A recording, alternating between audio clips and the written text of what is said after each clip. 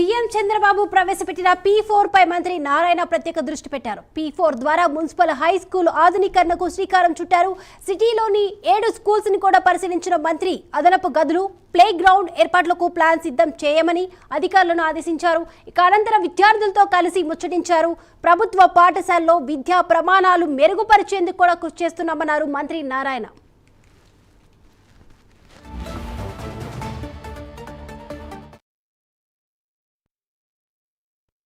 ఏదైతే నెల్లూరు నడిగొట్టినందో ఆ స్కూల్ని గత ప్రభుత్వం మూసేసింది. అలాంటి స్కూల్ని మళ్ళా P4 ప్రోగ్రామ్ లో మా యొక్క పిల్లల యొక్క సహకారంతో మరియు NCC గ్రూప్ సహకారంతో దాన్ని యాక్చువల్గా పునరుద్ధరించాం. బ్రహ్మాండంగా తయారైంది.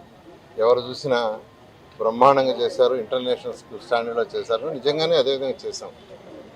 పేదలు నిరుపేదల కోసం అక్కడ అడ్మిషన్లు కూడా ఎక్కువ సర్వేపల్లి కాలువ కట్ట మీద ఉండే పేదవాళ్ళు, అదేవిధంగా పెన్నా కట్ట మీద ఉండేవాళ్ళు, జాఫర్ కట్ట మీద ఉండేవాళ్ళు, తర్వాత కుసుమ అర్జునవాడ, వాటిల్లో ఎక్కువ మంది అక్కడ వాళ్ళని యాక్చువల్గా సెలెక్ట్ చేసి వాళ్ళకి ఇవ్వడం జరిగింది.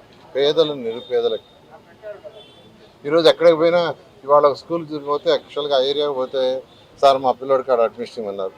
ఇట్లా నేను మన ముఖ్యమంత్రి గారి ప్రోగ్రాం జరుగుతుంటే 3 పేరెంట్స్ వచ్చి మాకు ఆ స్కూల్లో ఏమన్నారు. అక్కడ బ్రహ్మాండంగా అరేంజ్ చేశారంట. పిల్లలకు ల్యాబ్స్ కానీ ఫెసిలిటీస్ కానీ ఎక్విప్మెంట్ అని.